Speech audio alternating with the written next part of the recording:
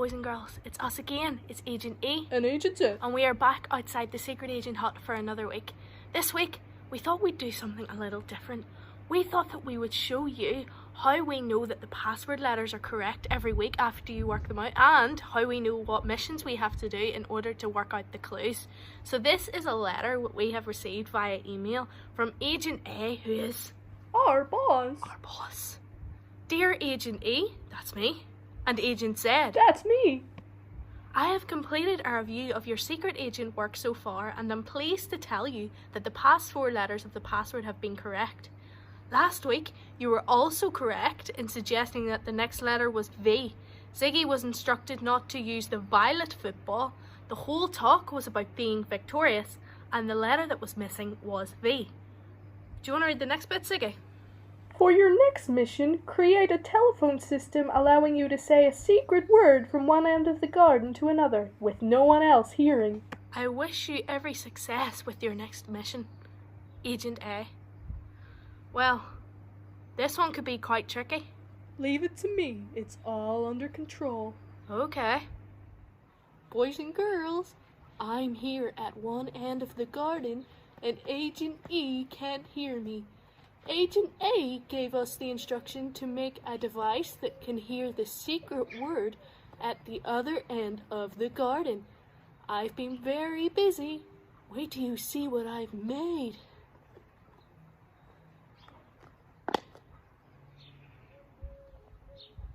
Agent E, can you hear me? Yes, I can hear you. Here comes the secret word.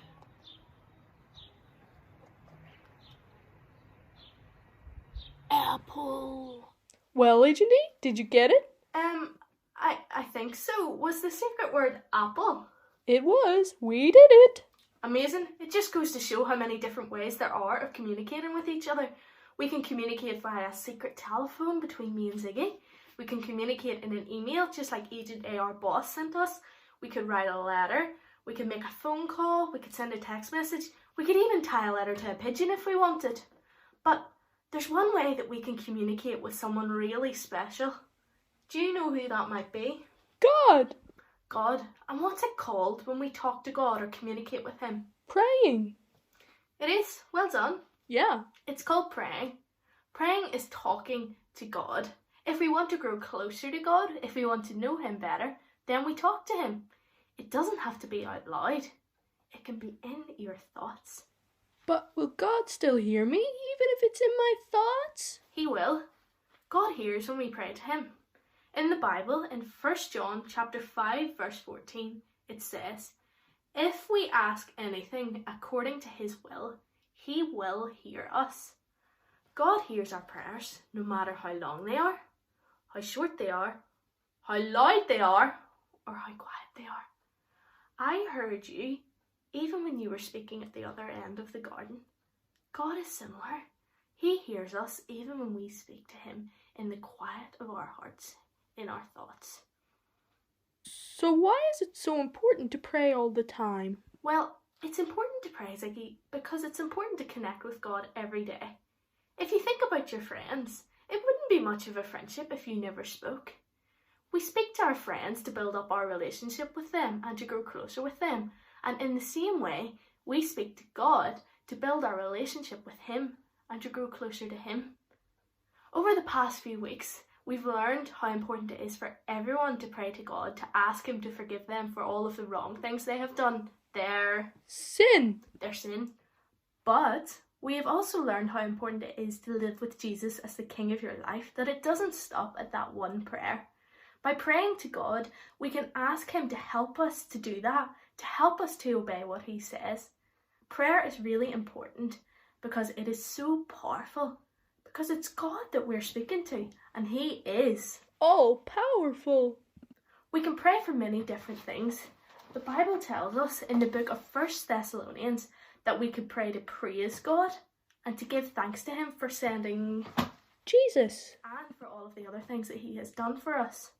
We can also pray to God to ask him to help us when we feel scared or afraid.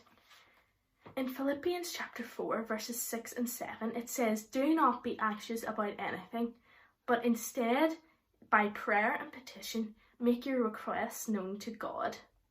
We can tell God the things that we are scared about and worried about, instead of worrying about them ourselves. We can also ask God for the things that we need. We can speak to Him honestly and tell Him exactly how we feel, whether we are happy, whether we are sad, or whether we're somewhere in between. The Bible tells us in the book of Isaiah that while we are still speaking, God hears. God answers prayer. There are some times that we will see a wonderful answer to prayer really quickly. There are times when it might take years before we get an answer. And sometimes we may not even see the answer to prayers, but God always answers. It may not be the answer we want, but the answer will be what is best for us, even if it's quite hard to understand. Do you have any examples for your agents of how they could pray? I do. Could you hold up your hand for me? Hold up my hand? Okay. First, your thumb. My thumb? Your thumb reminds you to be thankful for the things that God has given you. Okay. Finger number 2. My pointy finger? Reminds you to pray for other people that you can point at. Very good. Number 3. My tall finger? Reminds us to pray for people who are high up in authority over us. Okay. Number 4, the weak one. My weak finger? Why is this finger weak? You need the others to help it to stand up. Oh. This helps us to pray for people who are weak. Maybe you're sick. Very good, I like that. And I've got one little tiny finger left. What's this one for? This one's for ourselves, what we need, and how we need God to work in our lives today. I really like that. That's really useful to think of my 5 fingers and how I can use those to pray to God. God is approachable. We can approach Him at any time of the day or the night. He is always ready to hear. He is big, strong and mighty, and He will answer our prayers, just as this children's song at the end is going to teach us. Ziggy, have you any tasks for your agent this week? I want you to draw around your hands and write a prayer just like each of the ones I have told you this week on each finger.